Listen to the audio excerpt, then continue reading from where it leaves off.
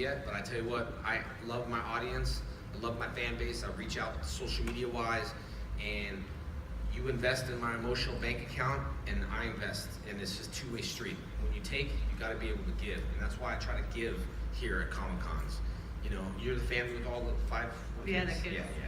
Yeah. So, and just like with you guys, I don't like sharing. It's just something I'm able to do at Comicconns. I give you all a picture if you want, because if I had to share a picture with my brother, I would fight over that picture. So I don't let kids fight. So when I see families, I always make sure I give their own picture so they don't fight over it. But see, stuff like that I love doing, because those kids, you guys will never forget that time, and I'll never forget you guys. And it's a you know, the soul is what we're talking about. I don't forget people. I might not be good with names, but I know faces, I know experiences. Yeah, situations. You know, stuff like that. So, but it is what it is now, and I believed in it, and now everyone's believing in it again, but I've always believed in it from day one. Thank you for feeding our souls. Oh. And it's the number 24. It's not 24. And I have noticed that at every con, you have the most fun booth out of everybody. I gotta keep it fun. And in order, unless to have fun, you have to have fun, and you have to, you know, your fans engage. I steal the energy from fans. I do say that there's quite a few celebrities that I get that are annoyed sitting next to me, because it's the shouting and the screaming, and it's like, well, we're here to have fun. So, Yeah. you know, I'm not doing it to annoy you, but tomorrow I will. If you boil it down, we're all here for fun. But yeah, every so often I'm like, what's all that noise? Like, oh, Jason's here. Yeah. It's like, all right, this is cool. Any numbers yet, Francis? Facebook people, pick a number 1 through 100 and start typing. Just go from 1, 2, 3, send, all through 100. You should be sending. This thing should be 1 already. Yeah. All right. You have a number? What up? 27? Not 27. How did you first get involved in the whole Power Rangers scene? I was an actor. Long story short, I went to an agency. I had long hair. The agency told me I would never get a part with long hair. I need to cut my hair, and I've never cut my hair before. And I was like, okay, I'm gonna cut it as long as you represent me. And they said yes. I cut my hair, and I felt so weird about it, because I always had a ponytail before I started Tommy. Cut my hair, and they didn't want to represent me. They said, we're too busy. And I said, hey, you don't understand. Like, I cut my hair, and you told me you were representing me. No, we're too busy. We're booking a Coke commercial. I said, but I cut my hair. I was pretty persistent. And he's like, oh, here, just take this. This here, we're even. Oh, yep, kids, here you go, take this, we're even. And that happened to be the Power Rangers script. And then I booked Tommy, and then I ended up growing my hair out the way that I wanted to before I started the role. I already had a ponytail before I started. I had 2 ponytails. So I just decided to grow my hair back to let everyone know it wasn't about the image of cut my hair to get the role. I could have had long hair. You know, it's what is society nowadays. I get it. I'm tattooed. Some people, you know, judge.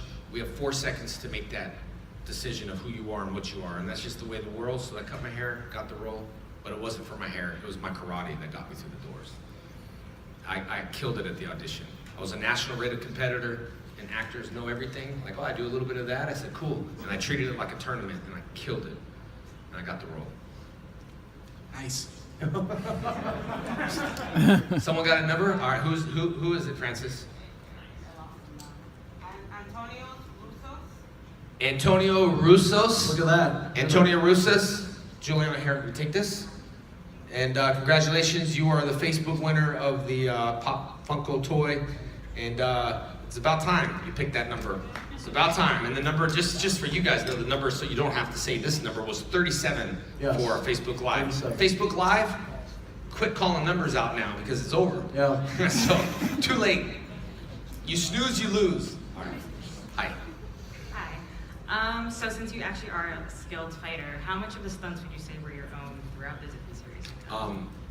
It was a Japanese show, you know, so we had a lot of Japanese footage that was cut together. Hein bought the Japanese show. I think the Japanese footage at that time was older than it was behind the times, so we would just cut it together and they would fight. So we used to fight out of costume a lot. Now Power Rangers, they don't fight out of costume at all. It's just harder to shoot.